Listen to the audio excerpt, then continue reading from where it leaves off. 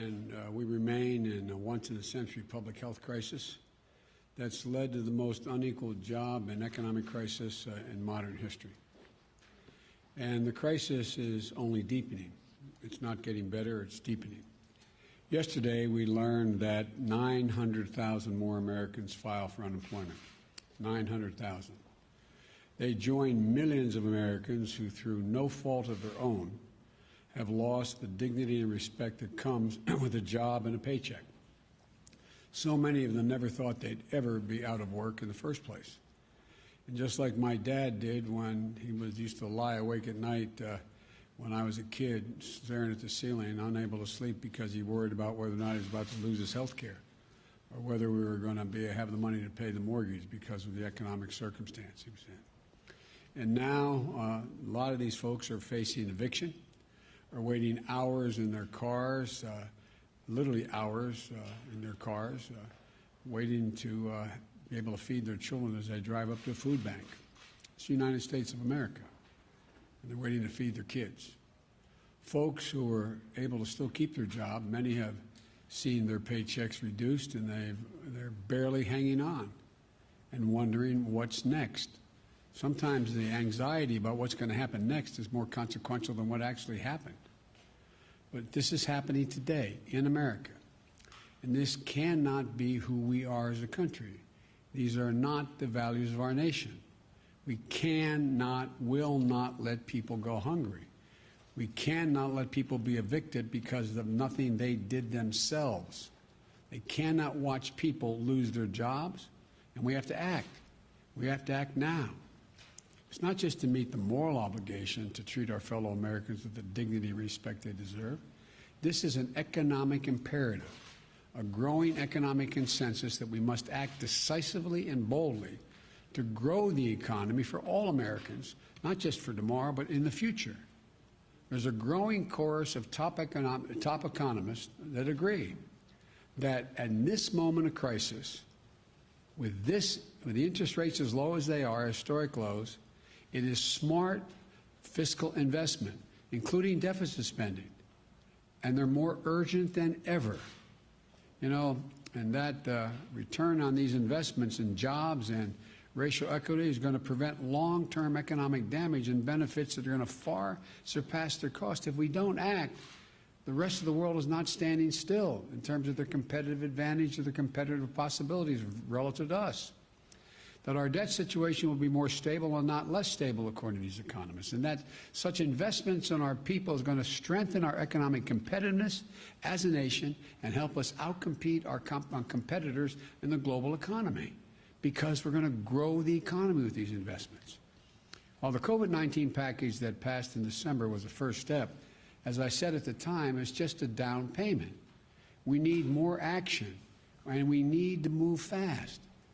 Last week, I laid out a two-step plan of rescue and recovery to get through the crisis and to a better and stronger and more secure America. The first step of our American Rescue Plan is a plan to tackle the pandemic and get direct financial relief to Americans who need it the most. You know, in just a few days, it's just been a few days since I outlined this plan. It's received bipartisan support from a majority of American mayors and governors. Businesses and labor organizations have together welcomed it as an urgent action that's needed. Even Wall Street firms have underscored its importance. In fact, an analysis by Moody's estimates that if we pass our American Rescue Plan, the economy would create 7.5 million jobs just in this year alone.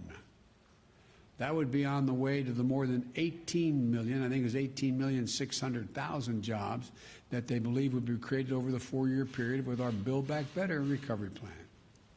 And with our American Rescue Plan, our economy would return to full employment a full year faster than without the plan.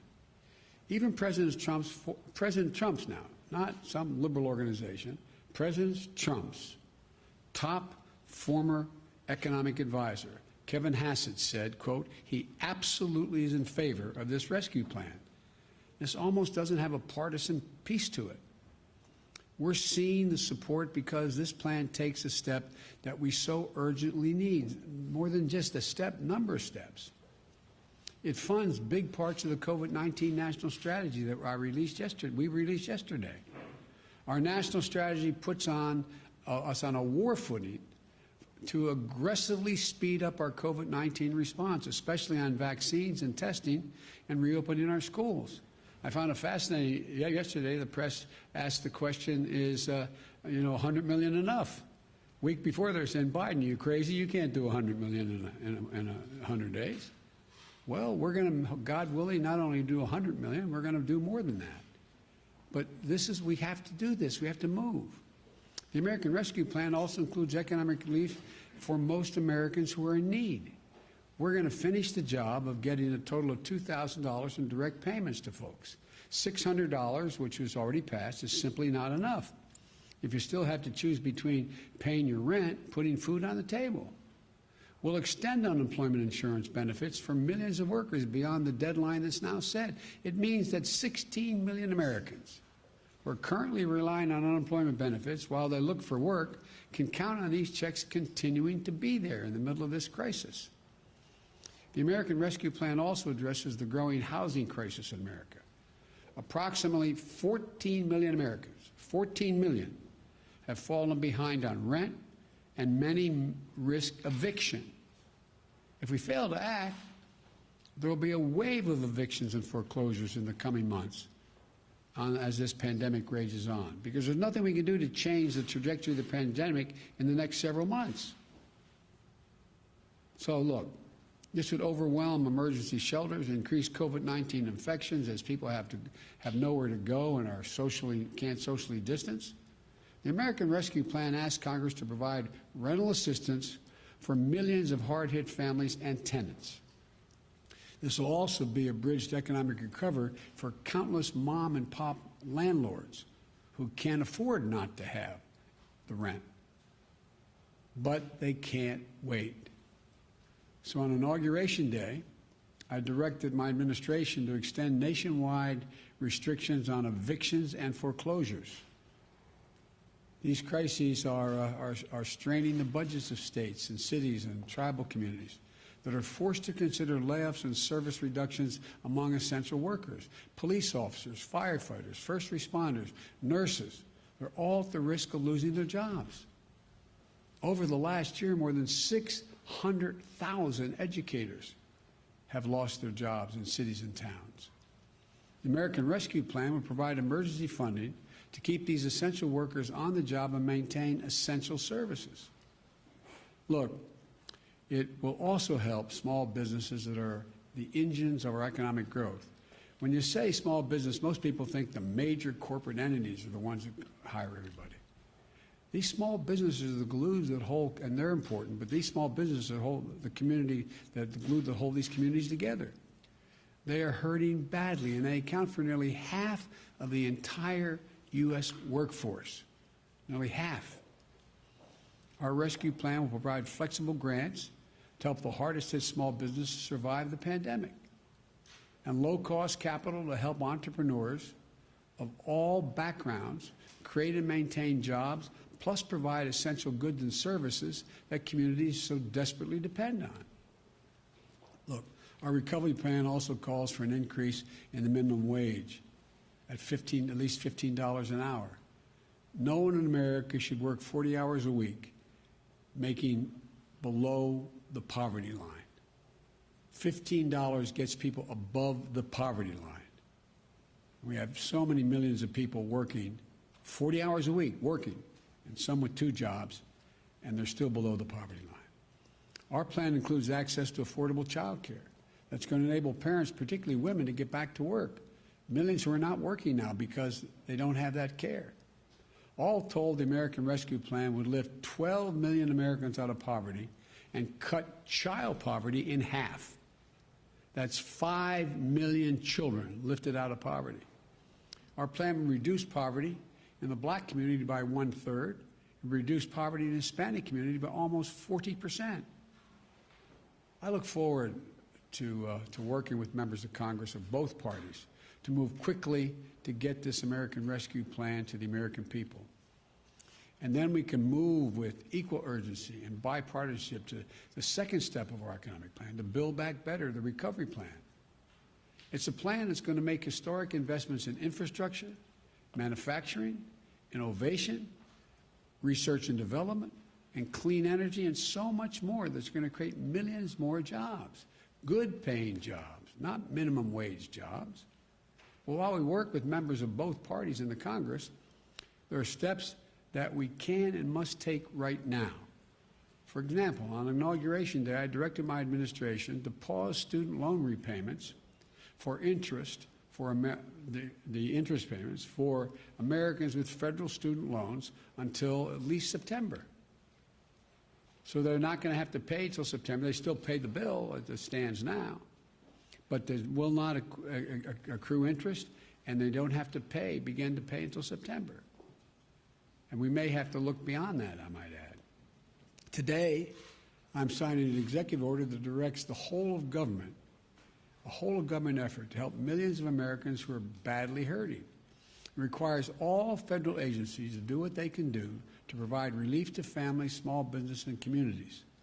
And in the days ahead, I expect agencies to act.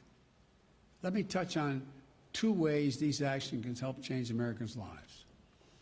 We need to tackle the growing hunger crisis in America.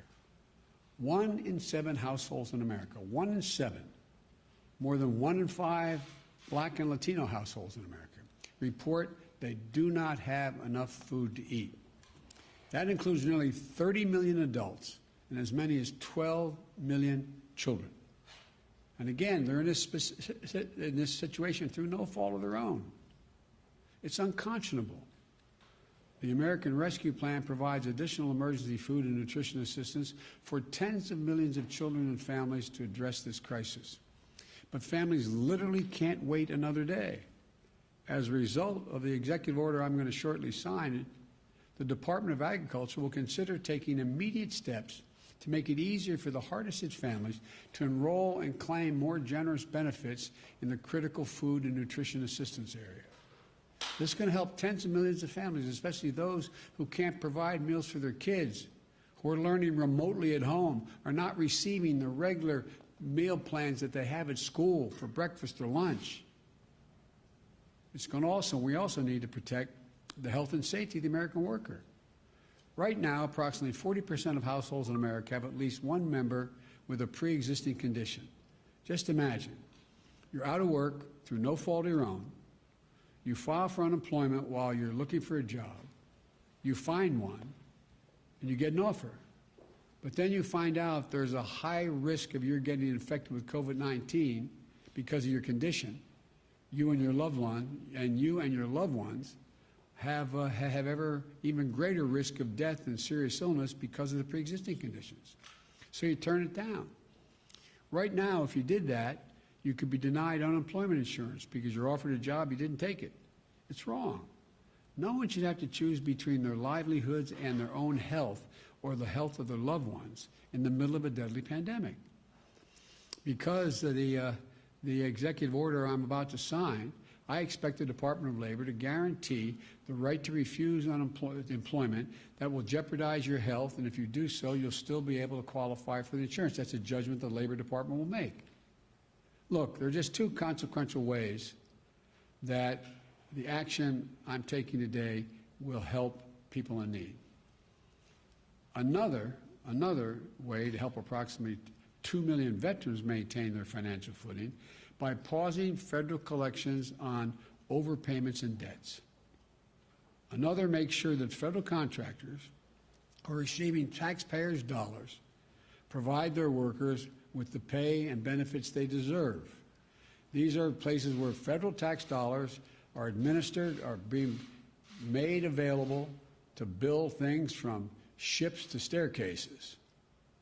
And the federal government lets the contract, and we're going to make sure that they buy American and are made in America.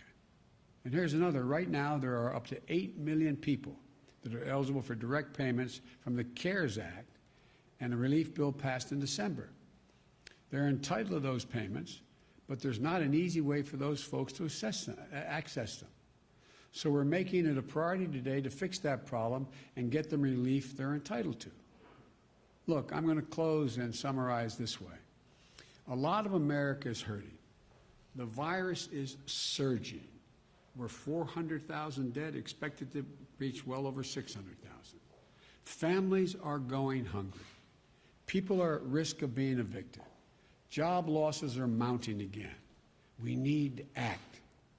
No matter how you look at it, we need to act. If we act now, our economy will be stronger in both the short and long run. That's what economists left, right, and center are telling us. Both liberal and conservative will be better and stronger across the board. If we act now, we'll be better able to compete with the world. If we act now, we'll be better able to meet our moral obligations to one another as Americans. I don't believe the people of this country just want to stand by and watch their friends, their neighbors, coworkers, fellow Americans go hungry, lose their homes, or lose their sense of dignity and hope and respect. I don't believe that, especially in the middle of a pandemic that's so weakened and wreaked so much havoc and caused so much pain on America. That's not who we are. The bottom line is this. We're in a national emergency. We need to act like we're in a national emergency. So we've got to move with everything we've got. And we've got to do it together. I don't believe Democrats or Republicans are going hungry and losing jobs. I believe Americans are going hungry and losing their jobs. And we have the tools to fix it. We have the tools to get through this. We have the tools to get this virus under control and our economy back on track. And we have the tools to help people. So let's use the tools, all of them. Use them now. So I'm going to sign this executive order, but let me conclude again by saying, folks, this is one of the cases where business, labor, Wall Street, Main Street, liberal, conservative economists know we have to act now, not only to help people who are in need now, but to allow us to be in a competitive position worldwide and be the leader of the world economy in the next year and 2 and 3 and going forward. So thank you. I'm going to sign this executive order.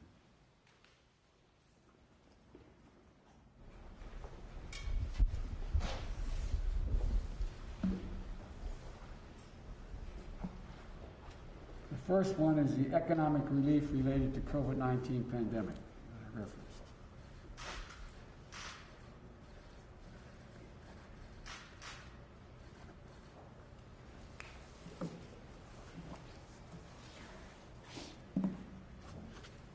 The second one is protecting the federal workforce.